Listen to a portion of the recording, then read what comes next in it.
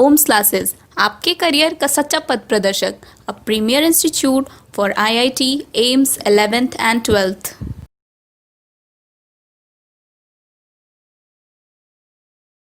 हाँ जी, तो स्टार्ट करते हैं आज का लेक्चर। पीछे के क्लास में हम लोगों ने जो देखा हुआ था कि यदि दो चार्जेस हमारे पास, दो सेम चार्जेस यदि हमको दी हुई हो और उनके बीच में यदि हमको कोई तीसरा चार्ज यदि रखना हो, सो उसके इक्विलिब्रियम पे हम लोगों ने डिस्कशन किया था कि वो जो तीसरा चार्ज है वो तीसरा चार्ज कहाँ पे रखना होगा सो दैट कि वो इक्विलिब्रियम में हो। और भी हम लोगों ने बातें की थी कि जो इक्विलिब्रियम जो है हमारा वो कितने टाइप का होता है। हम लोगों ने देखा था कि 3 टाइप का होता है। एक होता है स्टेबल, दूसरा होता है अनस्टेबल और तीसरा होता है न्यूट्रल। और हम लोगों ने एक और लॉ भी देखा था, लॉ ऑफ सुपरपोजिशन, जिसमें हम लोग कैसे सिस्टम को देखते थे, मल्टीपल चार्ज सिस्टम को। कूलम्ब्स लॉ में हम लोगों ने केवल दो चार्ज के बीच के फोर्स को हम लोगों ने इंक्लूड किया था। और जो हमने पिछले क्लास में देखा था कि यदि दो चार्ज से ज़्यादा चार्ज हमारे पास अवेलेबल हो, सो उसमें इंटरैक्शन कैसा होता है, कहने का मतलब है कि एक फोर्स पे बाकी चार्ज की वजह से कैसे कैसे फोर्सेस होते। ये अभी तक का हमारा टोटल जो डिस्कशन था वो था। कल जो हम लोगों ने इक्विलिब्रियम पे बात की थी, आज उस पर हम कुछ प्रॉब्लम भी करेंगे। और जो हमने दूसरी इक्विलिब्रियम के बारे में बात की थी कि यदि एक चार्ज हमारा पॉजिटिव हो और दूसरा चार्ज नेगेटिव हो, तब हम तीसरे चार्ज को कहाँ पे रखेंगे और उस चार्ज का साइन वैल्यू वगैरह क्या क्या होना चाहिए। आज हम लोग देखते हैं, आज हम लोग एक प्रॉब्लम डिस्कस करते हैं। प्रॉब्लम है हमारा, जो प्रॉब्लम है इस प्रॉब्लम को डिस्कस करते हैं। प्रॉब्लम क्या है हमारा? I don't know the problem, I think problem number 19 या 18। Just check it out. हमारा सवाल क्या है? हमारा सवाल है कि यदि एक्स एक्सिस पे सपोज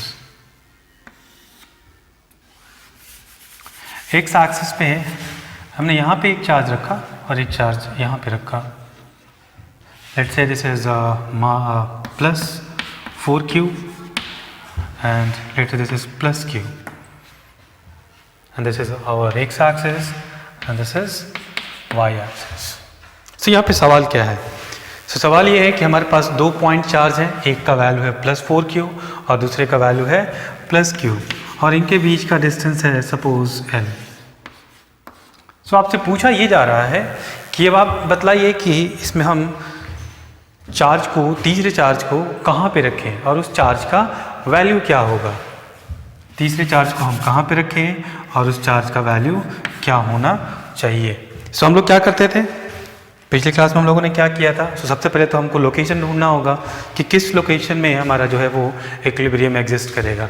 चूँकि दोनों चार्ज हमारे सेम साइन के हैं, इस साइड में इक्विलिब्रियम एग्जिस्ट नहीं करेगा, इस साइड में इक्विलिब्रियम एग्जिस्ट नहीं करेगा। इक्विलिब्रियम कहाँ पे आना चाहिए? इन दोनों के बीच में आना चाहिए, इन दोनों के बीच में आना चाहिए। ठीक है, यहाँ पे इक्विलिब्रियम होगा। अब होगा कि ये चार्ज और ये चार्ज दोनों फ्री हैं, free to move, they are free to move. कहने का मतलब है कि यदि मैं यहाँ पे तीसरा चार्ज रखता हूँ वो भी इस पे फोर्स लगाएगा, तो ये मूव करने के लिए इंडिपेंडेंट है, मतलब यहाँ पे इसको इंच नहीं किया गया है। हम लोग तो सेकंड कंडीशन बात किए थे जिसमें तीनों के तीनों जो हमारे चार्ज हैं वो तीनों चार्ज हमारे इक्विलिब्रियम में होने चाहिए। वैसे केस में यहाँ पे हम कौन सा चार्ज रखेंगे? वैसे इक्विलिब्रियम के लिए जहाँ पे ये दोनों चार्ज भी इक्विलिब्रियम में हो और तीसरा चार्ज भी इक्विलिब्रियम में हो, उस चार्ज का साइन होता है negative. That charge must be negative. हमने मान लिया कि एक नेगेटिव चार्ज Q0 को हमने यहाँ पे रख लिया। लेट्स अज्यूम दैट Q0 को यहाँ पे रख लिया and let's say this distance is going to be x। हमने ये मान लिया कि ये डिस्टेंस x हो गया। What about this distance? This distance becomes L minus x। अब हम लोग क्या करेंगे? जो काम हम लोगों ने लास्ट क्लास में किया था, सेम काम यहाँ पे अभी भी करेंगे। इस चार्ज के इक्विलिब्रियम के लिए इक्वेशन लिखेंगे, उसके बाद फिर इस चार्ज के लिए या इस चार्ज के इक्विलिब्रियम के लिए हम लोग इक्वेशन लिखेंगे। सबसे पहले आते हैं हम लोग इस वाले चार्ज पे कि इस वाले चार्ज पे कौन कौन सा फोर्स लग रहा है। और ऑब्वियसली ये चार्ज हमारा कैसा है? -Q0। देखते हैं। ये +4q जो है ये इस पे कैसा फोर्स लगाएगा? अट्रैक्टिव फोर्स लगाएगा। Let's call this as point A and this as point B and let's call this force as F A and the force applied by this charge is going to be in this way, and let's call this force as Fb.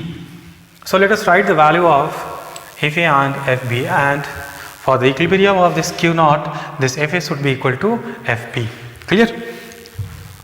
So लिखते हैं, so F of A is equal to, means the force due to the charge at A, this is going to be K into Q1, means Q naught into 4Q divided by R square. R means X, so X square. What about the Fb? So Fb is equal to K into 4Q into 4Q into, I'm so sorry, Q into minus Q naught. It's not 4Q, this is Q into Q naught by L minus X whole square. So इसके equilibrium के लिए क्या करना चाहिए? F of A और F of B दोनों को क्या होना चाहिए?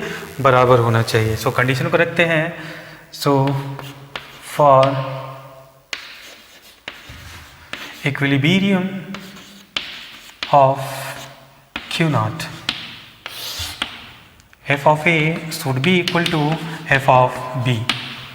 So लिखते हैं दोनों वैल्यूज को. सो K times Q naught into 4Q divided by X square is equal to K into Q naught divided by L minus X का whole square.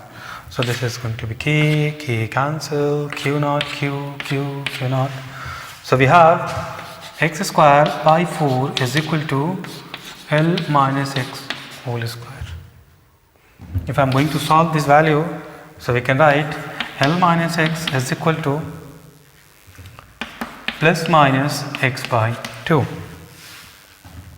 So X is equal to, so यहाँ पे हमको दो values मिलेंगे. X is equal to 2L by 3 and X is equal to 2L. So आप यहाँ पे देख सकते हो कि ये वाला जो वैल्यू है, this is not valid for equilibrium. So only the value which is valid is 2L by 3. So the location of this charge is going to be 2L by 3 from the charge E, and that is going to be L minus 2L by 3 is L by 3. दूसरा पूछा है इसका value बतलाइए, इस charge का value बतलाइए. सो अब हम इस charge के इक्विलिब्रियम की बात करते हैं. So for equilibrium of charge, so for equilibrium of charge 4Q. So इस 4Q चार्ज के इक्विलिब्रियम के बारे में हम लोग बात करते हैं. तो इस पे देखते हैं कौन कौन सा फोर्स लगेगा. सो इस पे ये वाला चार्ज फोर्स लगाएगा और ये वाला. सो चूंकि ये निगेटिव चार्ज है, सो निगेटिव इस पे फोर्स लगाएगा. So let's call this as F due to Q naught. और ये चूंकि पॉजिटिव है तो पॉजिटिव वाला इस पे फोर्स लगाएगा, and this is going to be और repulsive, and this is the force due to Q. So इस दोनों फोर्स को लिखते हैं और वैल्यूज को एनालाइज करते हैं. So force due to Q naught is equal to K into Q naught into 4Q, Q naught into 4Q divided by this X square. So what is the value of X? 2L by 3. 2L by 3 whole square. So this is going to be, so 9 by 4. So 9K Q naught into Q by L square. So 4 cancel. So 9K Q naught Q by L square. And the force due to Q is equal to K into 4Q into Q by the distance is L. So this is L square. So this is 4KQ square by L square. So for equilibrium, F of Q should be equal to F Q naught. So if I am going to put, so 9K F Q या F Q naught इधर कर लेते हैं, F Q इधर कर लेते हैं.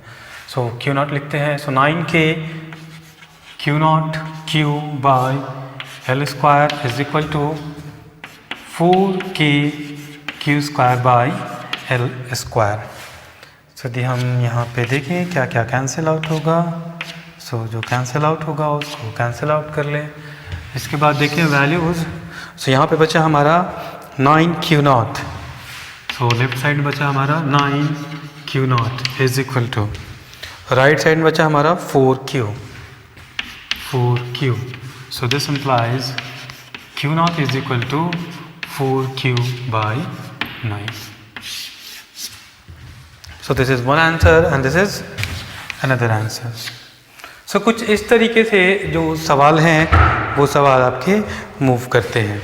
तो जो हम लोगों ने डिस्कशन किया था कि हमारा जो इक्विलिब्रियम है यदि दो सेम चार्ज हो, अब यहाँ पे देख सकते हो यहाँ पे हमने चार्ज का वैल्यू अलग अलग लिया है, एक +4Q लिया है और एक +Q लिया है। सो ऐसे चार्ज के वैल्यूज़ लेने में फ़ायदा क्या होता है, तो यहाँ पे आप देख सकते हो कि पीछे वाले केस में जो हम लोगों ने लास्ट क्लास में कंसिडर किया था उसमें हमारा इक्विलिब्रियम पॉइंट कहाँ पे मिला था, इसके मिड में, क्योंकि ये चार्ज और ये चार्ज के वैल्यूज़ जो थे वो दोनों सेम थे, दोनों Q चार्ज था। यहाँ पे हमने इसीलिए अनबैलेंस चार्ज लिया, यहाँ पे +4Q लिया है और यहाँ पे Q लिया है। उसके बाद फिर हम इक्विलिब्रियम पॉइंट को ढूंढने की कोशिश करते हैं और यहाँ पे मैं देखा कि इक्विलिब्रियम पॉइंट हमारा अभी जो है वो मिड पॉइंट पे नहीं है, सो इसका लोकेशन चेंज हो चुका है and we get the value of x as x is equal to 12/3।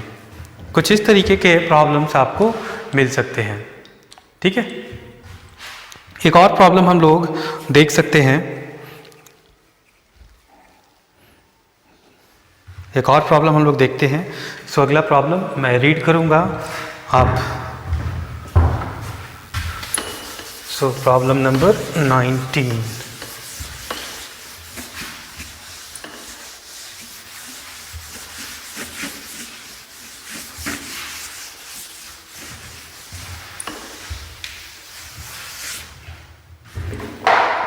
सो मैं प्रॉब्लम रीड करता हूं।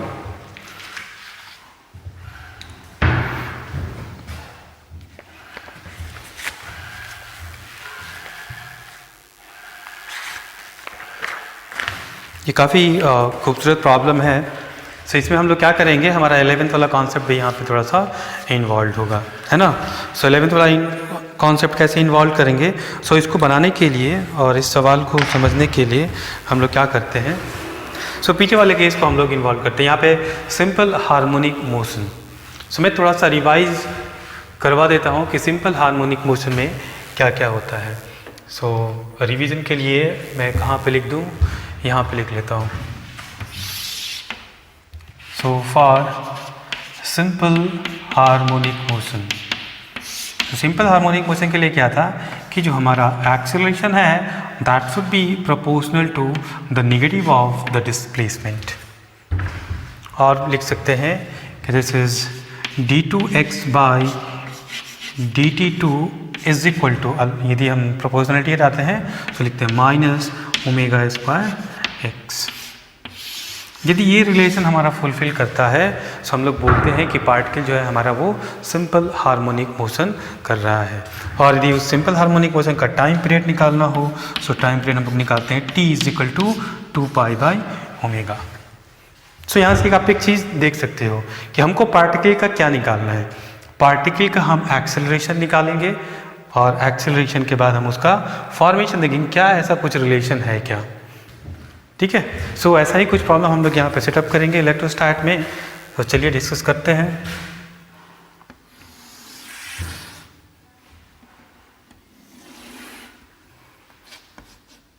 सो let's say this is x axis, यहाँ पे हमने +Q चार्ज रखा, यहाँ पे भी हमने +Q चार्ज रखा, और आप जानते हैं कि यहाँ पे हमारा इक्विलिब्रियम होता है। So let's put some charge small q at this origin and let's assume this coordinate is going to be -a,0.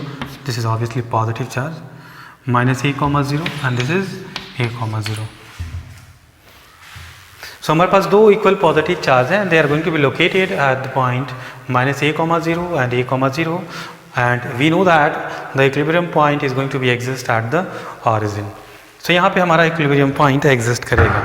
अब क्या करेंगे हम लोग, अभी हम लोग को चेक करना होगा कि ये जो इक्विलिब्रियम है वो स्टेबल है या अनस्टेबल। तो हम लोगों ने बात भी किया था कि यदि हमारा चार्ज स्टेबल इक्विलिब्रियम में होगा तभी वो सिंपल हार्मोनिक मोशन करेगा, otherwise is not going to oscillate, है ना। सो थोड़ा सा इसको समझने से पहले हम लोग कूलम्ब्स लॉ को एक बार और रिवाइज कर लेते हैं। सो कूलम्ब्स लॉ का जो हमारा प्रोपोर्शनलिटी जो उसका स्टेटमेंट था, so force is directly proportional to the product of the charges and it is inversely proportional to the distance between this two charges. So इस कॉन्सेप्ट को यूज़ करके यहाँ पे कुछ समझने की कोशिश करेंगे। सो हमको डिस्टेंस से भी मतलब है। सो यदि चार्ज के बीच का डिस्टेंस हम बढ़ा दें, सो उनके बीच का जो फोर्स है वो क्या हो जाएगा, डिक्रीज़ हो जाएगा। यदि चार्ज के बीच का डिस्टेंस हम बढ़ाएं, सो उनके बीच का जो फोर्स है वो फोर्स क्या हो जाता है, डिक्रीज़ करता है। सो सपोज इस चार्ज को मैं यहाँ से थोड़ा सा डिस्प्लेस कर लेता हूँ। Let's say the displacement is going to be x। अब ये चार्ज यहाँ पे आ गया। सो ये जो डिस्टेंस है ये इस चार्ज पे और रिपल्सिव फोर्स लगा रहा था, ये प्लस है ये भी प्लस है, तो ये इस पे रिपल्सिव फोर्स लगाएगा, है ना। So let's call this as F due to A and this is B, so this is F due to A। So ये जो F ऑफ A है, अब ये वैल्यू पहले वाले वैल्यू से छोटा होगा या बड़ा होगा, तब चूंकि ये डिस्टेंस चार्ज के बीच का बढ़ गया, तो जब डिस्टेंस बढ़ता है तो फोर्स घटता है, मतलब F ऑफ A पुराने वाले F ऑफ A से छोटा होगा। इस वाले में देखते हैं कि F ऑफ B के बारे में क्या होगा। सो F ऑफ B देखें, सो F ऑफ B हमारा इधर लगेगा। पहले डिस्टेंस था इतना, अब डिस्टेंस है इतना, सो डिस्टेंस घट गया। सो जब ये डिस्टेंस घटेगा तो फोर्स हमारा बढ़ेगा। सो ये जो F ऑफ B है ये पुराने वाले जब ये ऑरिजिन पे था उससे ये बड़ा है। So F of B is going to be larger than F of A, क्योंकि यहाँ पे F ऑफ A और F ऑफ B दोनों बराबर थे। सो इस केस में F ऑफ A डिक्रीज़ किया है, F ऑफ B इंक्रीज़ किया है। सो F ऑफ B जो है वो F ऑफ A से बड़ा है। सो इस चार्ज पे जो नेट फोर्स है वो नेट फोर्स किधर लगेगा, लेफ्ट साइड की तरफ। सो लेफ्ट साइड की तरफ नेट फोर्स लगने का मतलब है कि यदि मैंने पार्टिकल को इधर डिस्प्लेस किया है, सो इसका टेंडेंसी मूव करने का किधर होगा, अपने इक्विलिब्रियम पोजीशन पे। सो ये किस टाइप का इक्विलिब्रियम हुआ, ये इक्विलिब्रियम हुआ हमारा स्टेबल इक्विलिब्रियम। जैसा कि हम लोगों ने देखा था पहले केस में कि ऐसा हमारे पास एक बाउल है, एक ऐसा बाउल है जिसका ये हमारा मीन पोजीशन है, इसको हम थोड़ा सा डिस्प्लेस करते हैं, सो इसका टेंडेंसी होता है अपने मीन पोजीशन पर लौटने की, और इसी को हम लोग बोलते हैं स्टेबल इक्विलिब्रियम। और जब हमारा स्टेबल इक्विलिब्रियम होता है तब पार्टिकल हमारा कैसा करता है, आपका कैसा मोशन करेगा, सिंपल हार्मोनिक मोशन कर सकता है।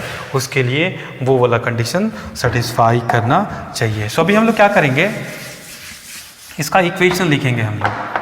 So the net force on this particle is going to be, so we can write F is equal to F of A minus F of B. The net force is going to be F of A. So positive x direction में this is F of A. So this is going to be minus F of B. So F of A minus F of B. And what is the value of F of A? So F of A का value क्या हो जाएगा, so charge A के कारण इस पे force, so लिखेंगे K into this capital Q into a small q by r square. So r means this is going to be, so this is a and this is x, so this whole distance is a plus x का whole square minus f of b, so k q by this is going to be a minus x का whole square। Clear है, देख लो एकदम आराम से। सो यहाँ पे हमने F ऑफ A निकाला, सो F ऑफ A निकाला, इस चार्ज के कारण इधर में कितना फोर्स लगा, इस चार्ज के कारण इधर में कितना फोर्स लगा। सो इस पार्टिकल पे अभी नेट फोर्स हमारा इतना है। थोड़ा सा अब इसको सॉल्व करते हैं। सो सॉल्व करेंगे तो क्या लिखेंगे, K Q हमारा तो कॉमन हो जाएगा, और यहाँ पे लिख सकते हैं हम लोग A माइनस एक्स का whole square minus A plus x का whole square and divided by a plus x का whole square into a minus x का होल स्क्वायर। एक लाइन और लिखते हैं, सो a माइनस बी का whole square minus a plus B का whole square is equal to going to be minus 4ab। इसको लिखोगे ना, a square plus x square minus 2ab इसको लिखेंगे a square plus x square plus 2ab। अब चूंकि ये माइनस है so minus a square minus x square minus 2ab। So minus a square cancel, minus x square cancel, so minus 2ax minus 2ax minus 4ax. So minus k, in fact 4k q into ax divided by a plus b into a minus b is equal to a square minus b square का whole square. So this is what is the force. Clear? काफ़ी simple सा expression हमने लिखा है। अभी आगे क्या करेंगे हम लोग? अब यहाँ पे कुछ हम लोग कंडीशन लेंगे। सो कंडीशन क्या लेंगे हम लोग? कंडीशन लेंगे कि इस चार्ज को जो है ना हमने इक्विलिब्रियम पॉइंट से बहुत थोड़ा सा इसका मूवमेंट किया, means this x is going to be very small compare to this distance a। इस a के रिस्पेक्ट में जो हमारा x है this is going to be very small. So यहाँ पे लिखेंगे since x is very small compared to a, hence a square minus x square is approximately equal to a square. This is a square. अब इस value को यहाँ पे रखेंगे। So f is going to be minus 4kq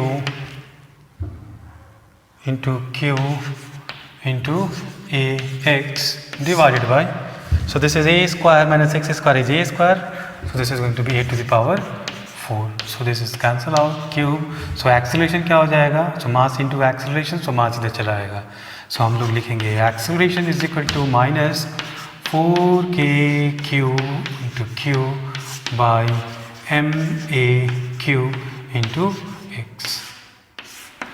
this is acceleration. ये हमको acceleration मिला। अब यहाँ पे थोड़ा देखते हैं। So this acceleration is equal to minus some constant into x, so some constant into x. So इन दो इक्वेशन को यदि हम कंपेयर करें so what we get, so we have a value of omega square. So what is the value of omega square? So omega square is going to be 4kq into q by ma q. Clear? So 4kq into q by ma q, and this gives omega is equal to the square root of this. यदि हमको इसके oscillation का time period निकालना हो, so time period क्या होता है? t is equal to 2 pi by omega, so square root of ma q divided by 4k q into q. So very simple and very straightforward, it's a very fundamental method. So हमारे पास target क्या होना चाहिए? सो इस type के सवाल को हमेशा solve करने के लिए सबसे पहले क्या करते हैं, उस पार्टिकल को हम थोड़ा सा डिस्प्लेस कर देते हैं, उसके बाद उस पर जितने भी फोर्सेस लगते हैं सारे फोर्सेस को इंडिकेट करेंगे और फिर उस पर हम लोग नेट फोर्स निकालेंगे। नेट फोर्स निकालने के बाद फिर हम लोग उसको सॉल्व करके फाइनली हम लोग एक्सेलरेशन निकालते हैं और कांस्टेंट को एक जगह और अपना जो डिस्प्लेसमेंट है वो आ जाता है। और यदि ऐसा कंडीशन आ गया तो हम बोलेंगे कि हमारा जो पार्टिकल यहाँ पे था ये इसका ऑसिलेशन कैसा होगा, तो इसका ऑसिलेशन हमारा सिंपल हार्मोनिक मोशन होगा।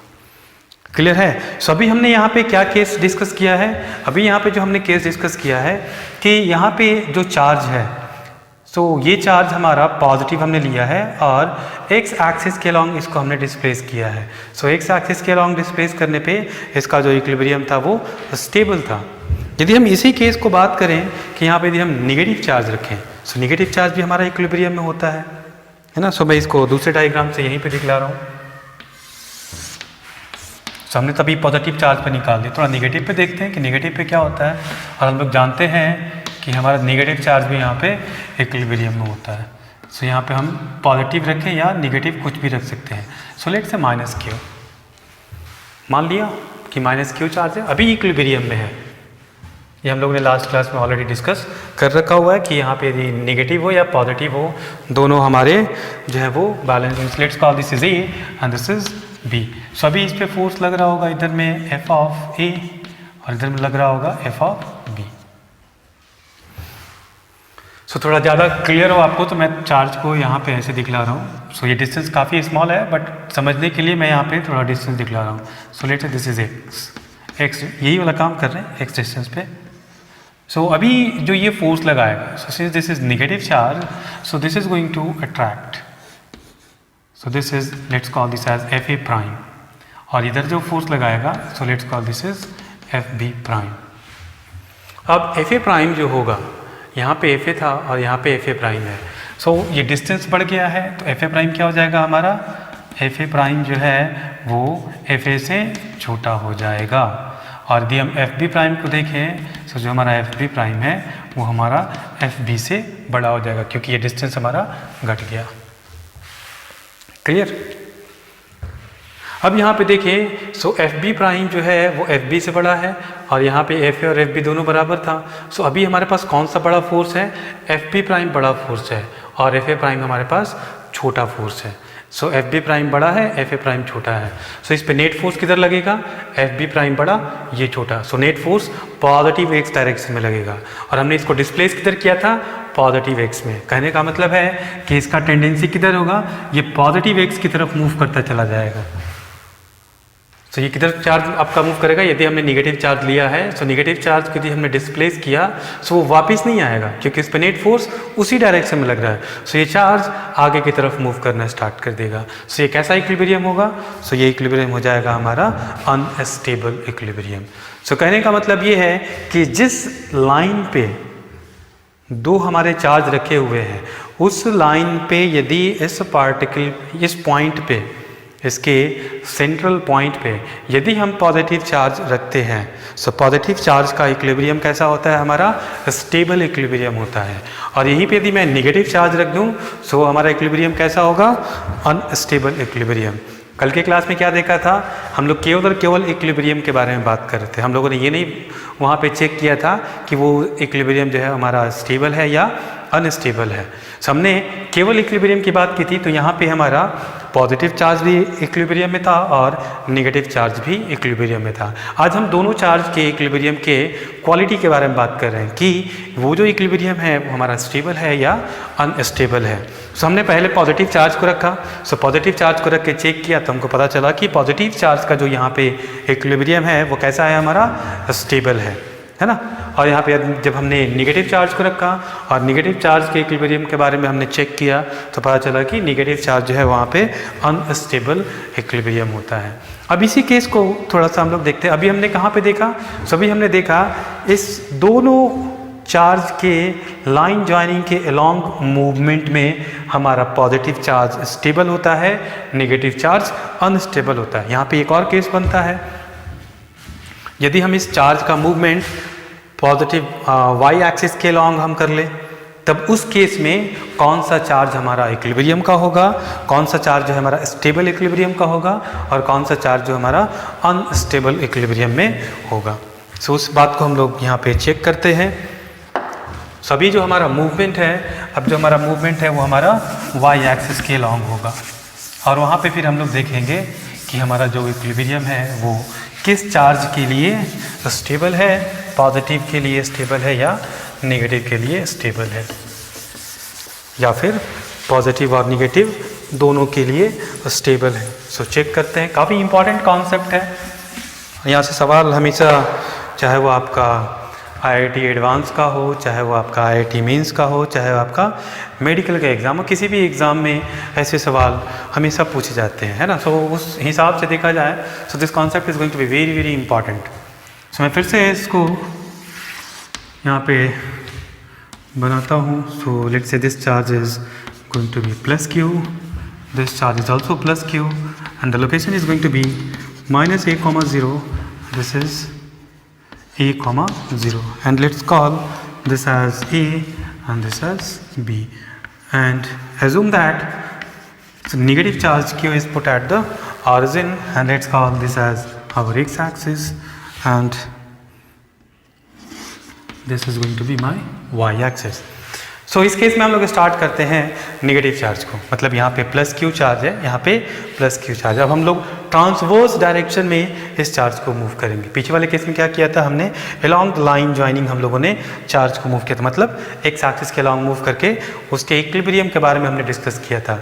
तो उस इक्विलिब्रियम में हमने देखा कि यहाँ पे पॉजिटिव चार्ज का इक्विलिब्रियम जो है वो स्टेबल होता है और नेगेटिव चार्ज का अनस्टेबल होता है। अभी हम लोग नेगेटिव से स्टार्ट करते हैं। इसके ट्रांसवर्स डायरेक्शन में देखते हैं कि ट्रांसवर्स डायरेक्शन में कौन सा चार्ज का जो स्टेबिलिटी है वो आपका स्टेबल है और किस केस में ये अनस्टेबल है। तो हम स्टार्ट करते हैं माइनस क्यू चार्ज से, है ना। सो भी इस पे फोर्स इधर कुछ लगेगा, इधर में कुछ लगेगा। इस चार्ज को हमने यहाँ पे मूव कर दिया and let's assume that this is y, this distance is y, और यहाँ पे हमने रख दिया माइनस क्यू चार्ज। अब फोर्सेस के बारे में देखें तो ये प्लस है और ये माइनस है, so this force is going to be attractive and this is going to be F of A. यहाँ पे देखिए तो ये पॉजिटिव, ये negative, so this is also going to be F of B. और इन दोनों का जो रिजल्टेंट होगा, इन दोनों का जो रिजल्टेंट होगा, so that resultant is going to be in this direction। तो इसका रिजल्टेंट हम लोग कैसे निकालेंगे? So let's assume that this has theta, this is theta, so this is also theta। If we are going to take the component, so this is fa cos theta and this is fb cos theta, and this is going to be this f is equal to fa sin theta plus fb sin theta। अब आप देख सकते हो कि ये distance और ये distance दोनों बराबर होंगे क्योंकि ये a है और ये भी हमारा a है और ये y है। So this is the perpendicular bisector. So इस पॉइंट पे this distance is going to be equal to this distance, this charge and this charge. So F of A is equal to F of B. So F A cos theta और F B cos theta एक दूसरे को क्या करेंगे, they are going to cancel out each other। So f of a cos theta is going to nullify this f b cos theta। So the net force is going to be in this direction। So the net force is going to be, so I am going to write the net force F is equal to, so minus, because the direction of the force is in the negative direction and we have pushed the particle in the positive y direction. So the net force is in the negative, that is why this negative sign.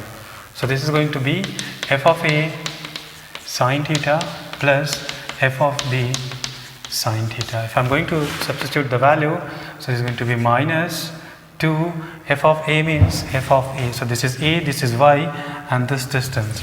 So I am going to k into capital Q into Q by r square. R square. So this square means this square plus this square. So this is going to be a square plus y square.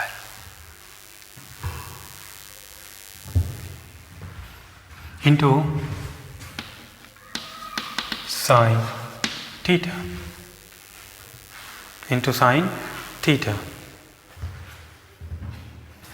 और यदि हमारा ये theta, यदि मैं इस charge को, मैं पहले ही बोला था कि इसका जो डिस्प्लेसमेंट है काफ़ी छोटा होता है। So this theta is going to be very small and if this theta is very small, so यहाँ पे हम कंडीशन क्या डालेंगे कि F theta is very small, so we can write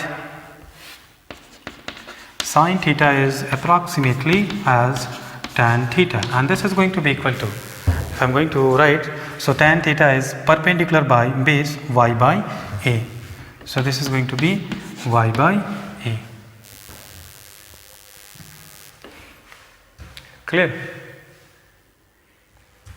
So इस वैल्यू को हम लोग यहाँ पे रखते हैं। So this is going to be f is equal to minus 2k q into q by a square plus y square। So a square plus y square is going to be approximately equal to a square because this y is going to be very small. So ऐसा लिख सकते हैं. Into sine theta को हम tan theta से लिख सकते हैं और tan थीटा का वैल्यू हो सकता है हमारा y/a. So this is going to be equal to -2k q into q by a cube into y. So what is acceleration? So acceleration is equal to minus 2k q by ma q into y. फिर से comparison करते हैं यहाँ पे. So acceleration is equal to minus constant into x. So acceleration is equal to minus constant into y. So अभी भी हमारा ये जो पार्टिकल है वो कैसा करेगा हमारा. सो सिंपल हार्मोनिक मोशन करेगा. इसका कहने का मतलब है कि यहाँ पे जो निगेटिव चार्ज है, सो निगेटिव चार्ज की यदि हम स्टेबिलिटी की बात करें, सो ये स्टेबल है या ये अनस्टेबल है. सो निगेटिव चार्ज को जब हमने यहाँ पे पुश किया है, सो इस पे जो फोर्स है वो इस पे डाउनवर्ड लग रहा है. मतलब इसको हम वाई डायरेक्शन में इसको पुश किए, सो इस पे जो नेट फोर्स लग रहा है वो उसको फिर से खींच के अपने इनिशियल इक्विलिब्रियम पोजीशन पर लाने की कोशिश कर रहा है. तो इसका मतलब है कि जो हमारा नेगेटिव चार्ज है वो नेगेटिव चार्ज को यदि हम ट्रांसवर्स डायरेक्शन में मूव करते हैं, सो नेगेटिव चार्ज जो है हमारा वो कैसा होता है, स्टेबल इक्विलिब्रियम होता है. और उस केस में हमारा जो एक्सेलरेशन है वो ये आया है. सो इस केस में देखें, so what is the value of omega square.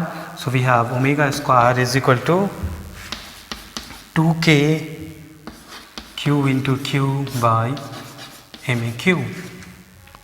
और यदि हम ओमेगा की बात करें, so this is going to be square root of this. और यहाँ पे हम टाइम पीरियड निकालें, so t is equal to 2 pi by omega. So omega लिखेंगे, so square root of ma q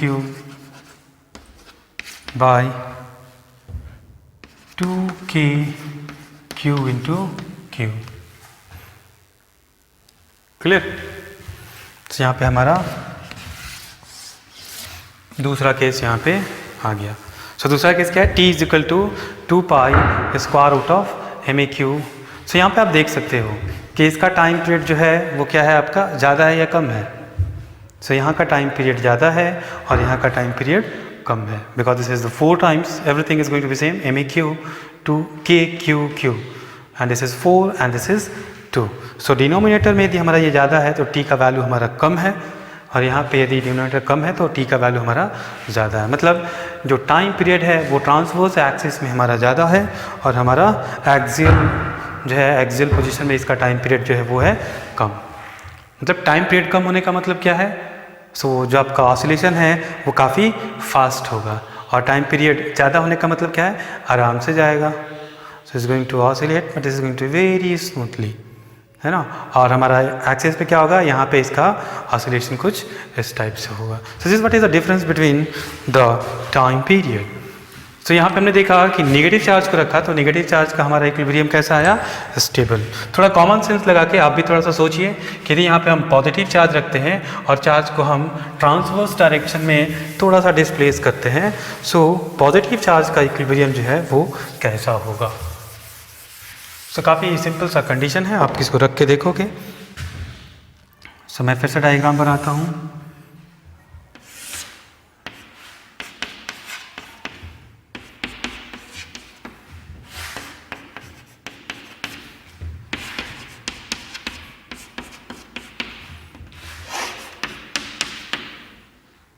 अब हमने यहाँ पे प्लस चार्ज रखा है और प्लस चार्ज को यहाँ पे let's say this is y. So this is positive charge and this is positive charge. So this is going to act. So there must be some repulsive force and this is going to be f of a. And this is positive, this is positive.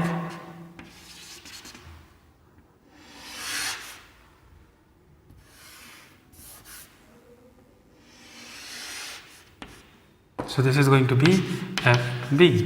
और इन दोनों force का जो हमारा resultant होगा in this direction, so this is F net. सो आप देख सकते हो यहाँ पे, सो यदि यहाँ पे हमने पॉजिटिव चार्ज को रखा है और पॉजिटिव चार्ज को हम पॉजिटिव वाई डायरेक्शन में इसको डिस्प्लेस किए, सो इस पे जो फोर्स लग रहा है अभी भी किस डायरेक्शन में लग रहा है, पॉजिटिव में। मतलब ये जो फोर्स है अब इस चार्ज को पॉजिटिव वाई में ही लेके जाना चाहेगा, ये वापस ऑरिजिन पे नहीं लाने वाला है। सो ऐसे केस में क्या है, हमारा पॉजिटिव चार्ज है वो अनस्टेबल इक्विलिब्रियम में है। सो यहाँ पे हम लोग एक बहुत अच्छा स्टेटमेंट लिख सकते हैं कि यदि दो हमारे पास इक्वल चार्जेस हों, सो एक्सियल पोजीशन पे यदि हम इसके एक्सियल लाइन पे देखें, सो एक्सियल लाइन पे हमारा पॉजिटिव चार्ज जो है वो स्टेबल इक्विलिब्रियम होता है और नेगेटिव चार्ज अनस्टेबल इक्विलिब्रियम होता है। और वहीं यदि हम ट्रांसवर्स डायरेक्शन में देखें, सो ट्रांसवर्स डायरेक्शन में नेगेटिव चार्ज हमारा जो है वो स्टेबल इक्विलिब्रियम में होता है और हमारा जो पॉजिटिव चार्ज है वो अनस्टेबल इक्विलिब्रियम में होता है।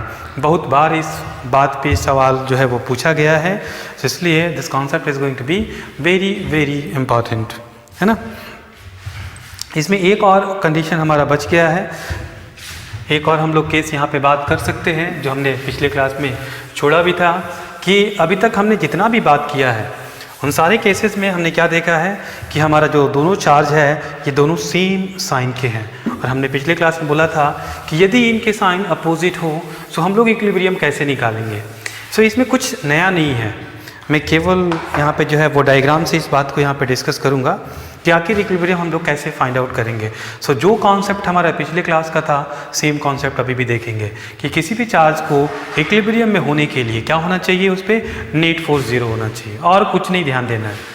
अपन लोग को क्या ढूंढना है कि हम यहाँ पे सारा डायग्राम निकालें, सारा डायग्राम बनाएंगे और जिस चार्ज के इक्विलिब्रियम की बात करेगा उस पे सारे फोर्सेस को हम लोग इंडिकेट करेंगे और ये चेक करेंगे कि उस चार्ज पे हमारा जो नेट फोर्स है वो 0 है या नहीं है। यदि 0 हो गया तो वो इक्विलिब्रियम है। उसके बाद अगला स्टेप आता है, we have to check whether that equilibrium is going to be stable और अनस्टेबल और न्यूट्रल। ये उसके बाद का उसका नेक्स्ट स्टेप होता है। सो यदि केवल हमसे इक्विलिब्रियम के बारे में बात करें तो हमारा स्टेप क्या होगा, we have to calculate the net force on that charge and we have to equate that force is equal to 0। यदि ऐसा हो जाता है तो हमारा वो चार्ज कैसा हो जाएगा, हमारा स्टेबल इक्विलिब्रियम हो जाएगा। सो इसी कॉन्सेप्ट को हम लोग फिर से यूज करेंगे और अज्यूम करेंगे कि हमारे पास अब अलग अलग चार्जेस हैं। So let's say this is -q and this is going to be +q। मैं अभी जो है वो चार्जेस के वैल्यू सेम लेके चल रहा हूँ। बहुत सारे ऐसे कंडीशंस आएंगे जहाँ पे ये चार्ज के वैल्यू अलग अलग होंगे। सो चलो अलग ही लेते हैं, q1 and this is q2 अलग ही ले लेते हैं। So let's say this is -q1 and this is +q2 and let's say this is -e, 0 and this is going to be e, 0। Clear. So हमने क्या लिया है, एक नेगेटिव चार्ज लिया है और एक पॉजिटिव चार्ज लिया है। और अब हम इसके इक्विलिब्रियम के बारे में बात करेंगे। तो हम लोग 4 कंडीशन में बात करेंगे, 4 कंडीशन यहाँ पे हम लोग बात करेंगे। पिछले क्लास में ही बात किया था 4 कंडीशन। सो 4 कंडीशन कौन कौन से होंगे, एक तो होगा कि एक्स एक्सिस पे हमारा जो है एक्स एक्सिस के अलोंग कोई ऐसा एक्स एक्सिस पे कोई ऐसा पॉइंट होगा क्या जहाँ पे ये चार्ज है वो इक्विलिब्रियम में हो। और वो चार्ज का साइन हम लोग क्या करेंगे, 2 अलग अलग लेंगे, एक बार पॉजिटिव मान के चलेंगे और एक बार नेगेटिव मान के चलेंगे। सो 2 केस एक्स एक्सिस के लिए हो जाएगा, सेम टाइप का केस हम लोग चेक करेंगे वाई एक्सिस के लिए। सो सबसे पहले हम लोग एक्स एक्सिस पे बात करते हैं और एक्स एक्सिस पे जो हमारा केस 1 है, सो पहला केस हमने ले लिया कि Q जो है वो कैसा है, हमारा पॉजिटिव है। और किधर हम लोग चेक कर रहे हैं, so along x axis, along नहीं लिखेंगे, on x axis, not along, this is on x axis। so x axis पे हम लोग अभी पॉजिटिव चार्ज के लिए इक्विलिब्रियम खोजने की कोशिश करेंगे। so चलिए देखते हैं कहाँ कहाँ पे पॉसिबिलिटी है। so सबसे पहले हम लोग यहाँ पे लेफ्ट में रख के देखते हैं कि मान लीजिए यहाँ पे +q रख लिया, चेक करते हैं। सो नेगेटिव चार्ज है, ये पॉजिटिव है, सो ये इस पे लगाएगा, let's call this as A and this as B. So ये वाला इस पे अट्रैक्टिव फोर्स लगाएगा, सो एफ ऑफ ए। ये पॉजिटिव चार्ज है, बी है, ये पॉजिटिव, सो ये रिपल्सिव फोर्स लगाएगा, एफ बी। हाँ जी। सो यहाँ पे एक ऐसा कभी केस बन सकता है जहाँ पे एफ ऑफ ए और एफ ऑफ बी आपका बराबर हो जाए। इस वाले साइड में देखते हैं यहाँ पे, सो बी यहाँ पे अब +q रखते हैं। सो +q रखेंगे तो ये पॉजिटिव, सो रिपल्सिव फोर्स एफ बी। ये निगेटिव, ये पॉजिटिव, सॉरी ये पॉजिटिव, सो ये attractive force F of A.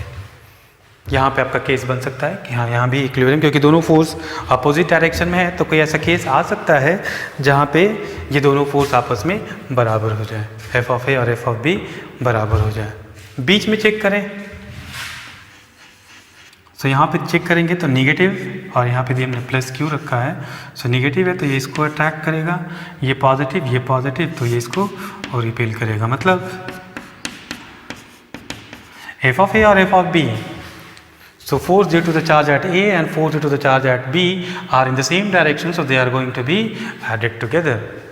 So यहाँ पे इस वाले चार्ज पे हमारा नेट फोर्स 0 होने का कोई चांस नहीं है।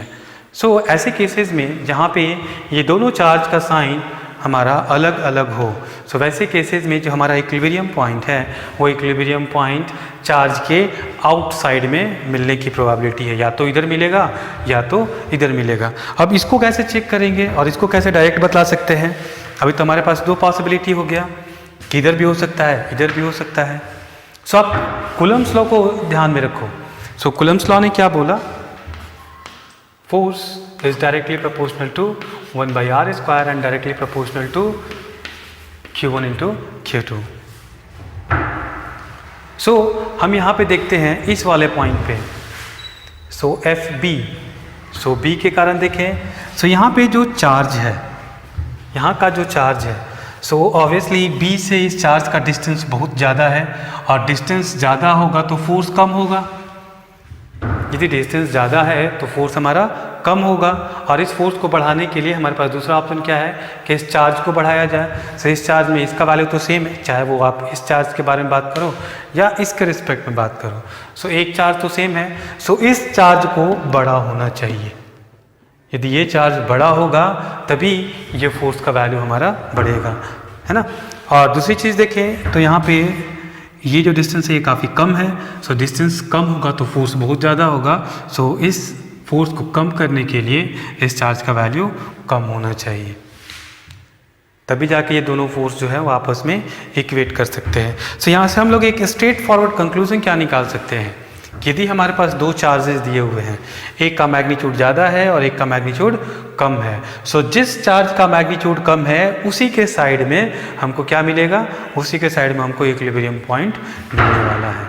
सपोज यदि मैं यहाँ पे इसको 5 कूलम्ब ले लूँ और इसको मैं 2 कूलम्ब ले लूँ, है ना। सो ये 5 कूलम्ब हो और ये 2 कूलम्ब हो, तो हमारा किधर में इक्विलिब्रियम पॉइंट मिलेगा?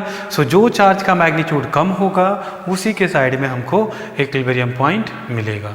सो यहाँ पे 2 कूलम्ब है तो इसी साइड में हमारा इक्विलिब्रियम पॉइंट इधर में एग्जिस्ट करेगा। और यही यहाँ पे यदि मैं -2 कूलम्ब कर दूँ और यहाँ पे +5 कूलम्ब कर दूँ तो हमारा इक्विलिब्रियम पॉइंट इस साइड में मिलेगा। सो पॉजिटिव चार्ज यदि हम लोग यहाँ पे रखते हैं, सो पॉजिटिव चार्ज जो है हमारा कहाँ पे इक्विलिब्रियम में होगा? इन दो साइड में आपका हो सकता है, और उसमें भी आप साइड डिसाइड कर सकते हो on the basis of the magnitude of the charges. So पहला केस हमने डिस्कस किया कि Q यदि पॉजिटिव है सो हमारा इक्विलिब्रियम कैसा होगा।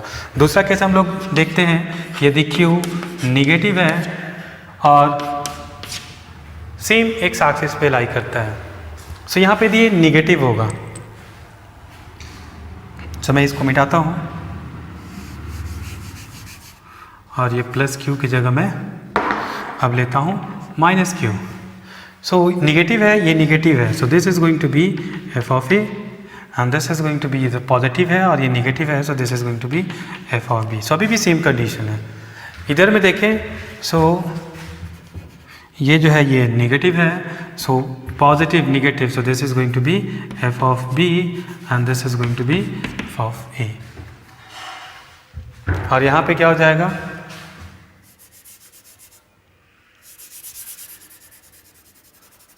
सो ये निगेटिव, ये भी निगेटिव, सो निगेटिव, सो ये क्या करेगा इसको और रिपेल करेगा एफ ऑफ ए। ये पॉजिटिव, ये निगेटिव, सो ये इसको अट्रैक्ट करेगा एफ ऑफ बी। सो अभी भी देखो इस केस में भी एफ ए और एफ बी दोनों सेम डायरेक्शन, तो यहाँ पे इक्विलिब्रियम नहीं मिलेगा। सो अभी भी हमारा इक्विलिब्रियम या तो इस साइड में मिलेगा या तो इस साइड में मिलेगा। क्लियर? सो कहने का मतलब ये है कि यदि ये दोनों चार्ज हमारे अलग अलग साइन के हो, सो उनके बीच में इक्विलिब्रियम पॉइंट ना होके इन दोनों चार्ज के आउटसाइड में इक्विलिब्रियम पॉइंट मिलने का चांस होता है। सो ये बात हुआ हमारा एक्स एक्सिस पे। यदि हम तीसरा केस देखें, सो तीसरा केस बात करते हैं हम लोग Q पॉजिटिव और ऑन वाई एक्सिस। यदि हम वाई एक्सिस से बात करें, सो वाई एक्सिस में यहाँ पे हमने प्लस क्यू चार्ज रख लिया। सो ये प्लस क्यू है, ये निगेटिव है। So this is going to attract F of A, this is positive, this is positive, so this is going to repel, so this is above B, so it has net force in this direction, so इस पे भी force हमारा कभी zero होने वाला नहीं है। इसका मतलब है कि इसके हम ट्रांसवर्स डायरेक्शन में वाई एक्सिस पे यदि पॉजिटिव चार्ज रखते हैं, सो पॉजिटिव चार्ज को कहीं भी कोई इक्विलिब्रियम पॉइंट नहीं मिलने वाला। क्लियर? और यदि यहीं पे हम अब चौथा केस करें, यदि Q हमारा जो है वो निगेटिव है और ये अभी भी ऑन y एक्सिस है, सब इस पॉजिटिव चार्ज की जगह पे हम लोग क्या यूज़ करेंगे? नेगेटिव चार्ज यदि हम यूज़ करते हैं। सो नेगेटिव चार्ज को मैं यहाँ पे रख लेता हूँ, लेट दिस इज -Q, और इस पर फोर्स देखते हैं। So negative and negative, so this is going to repel, so this is F of A, and this is positive and this is negative, so this is going to attract in this direction, so this is f of B, so there is some net force। मतलब negative charge पे भी हमारा कुछ ना कुछ यहाँ पे net force होगा, तो यहाँ पे नेट फोर्स जीरो नहीं होगा। so ऐसा करने का मतलब क्या हुआ यहाँ पे कि इस चार्ज पे हमारा कभी भी नेट फोर्स जीरो नहीं होगा। सो वाई एक्सिस पे चाहे आप पॉजिटिव रखो या फिर आप नेगेटिव रखो, कोई भी चार्ज रखोगे, सो वाई एक्सिस पे कोई इक्विलिब्रियम पॉइंट हमको नहीं मिलने वाला है ना। सो हमको इक्विलिब्रियम पॉइंट कहाँ पे मिलेगा? एक्स एक्सिस पे मिलेगा। और एक्स एक्सिस पे भी कहाँ मिलेगा? सो दोनों चार्ज के बाहर साइड में। पीछे वाले केस में कहाँ देखा था? जहाँ पे दोनों चार्ज के साइन सेम थे, सो उसमें इन दोनों चार्ज के बीच में मिलता था। इस केस में जब दोनों के साइन अपोजिट होंगे, हमारा इक्विलिब्रियम पॉइंट दोनों चार्ज के आउटसाइड में मिलेगा। क्लियर है? सो ये था पूरा हमारा जो चार्ज के इक्विलिब्रियम का पूरा डिस्कशन था। सो नेक्स्ट क्लास में we are going to discuss about electric field, और हो सकता है कि उससे पहले हम लोग कुछ प्रॉब्लम भी सॉल्व करेंगे। इस पे कुछ और भी प्रॉब्लम्स हैं जो या तो IITs में आए हुए हैं या फिर आपके मेडिकल्स में आए हुए हैं। सो कल का क्लास जो है हमारा नेक्स्ट क्लास होगा, और नेक्स्ट क्लास हमारा प्रॉब्लम वाला होगा।